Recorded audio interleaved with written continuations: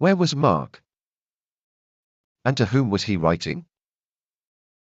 Why did he write? We know that Mark was with Peter in Rome. We believe that Peter was killed in Rome under Nero. If Mark was close with Peter during this time, then perhaps Mark wrote the Gospel either just before, or just after Peter was killed. If this is true, then perhaps his primary audience was the Roman Church. There are a few other hints in Mark's Gospel which point towards a Roman audience. Different words are more commonly used in different places to refer to the same thing. Is a Coke a soft drink? Or a cool drink? Or a fizzy drink? Or a soda pop? Or something else? What word is used to describe a Coke or similar drink can give some indication of where the speaker or writer is. In Mark's Gospel there are some Latin terms which were not commonplace in ancient Palestine and only used in the Bible in Mark.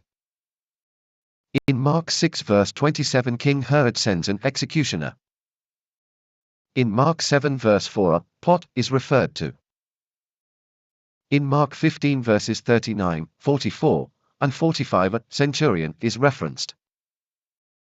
In Mark 5 verse 26 and chapter 12 verse 42, a penny is noted.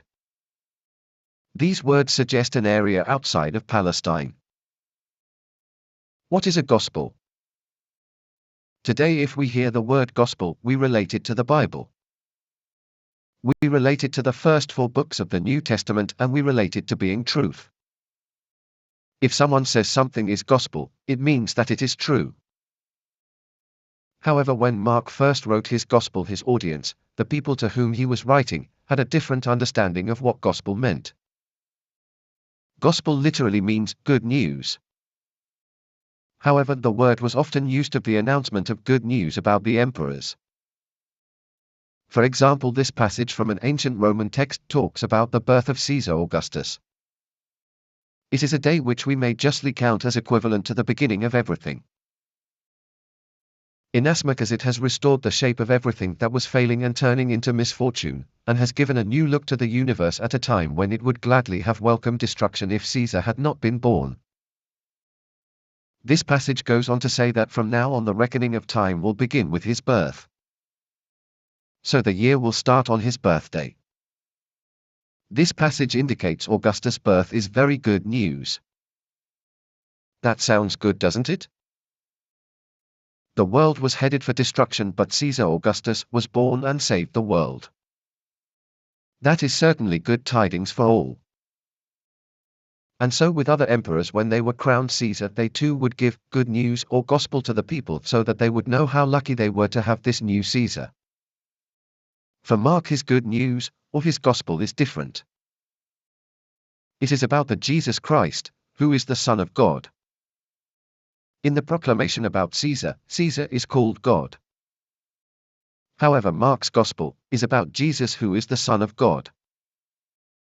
Mark's gospel is also considerably longer than Caesar Augustus. Mark's gospel tells the story of Jesus. That is the things that he said and the things that he did. These things reveals his character. They say who Jesus really is. And they reveal the character of God. In addition to this, Mark's gospel builds up to the death and resurrection of Jesus and the power of salvation that this event brings. A whole third of the book is devoted to the last week of Jesus' life. Why did Mark write his gospel? If Mark was Peter's translator in Rome, then it is likely the reason Mark wrote his gospel was to show a picture of Jesus, as verified by Peter and Mark, to the people in Rome. Caesar was a powerful political and military figure and could bring about large change.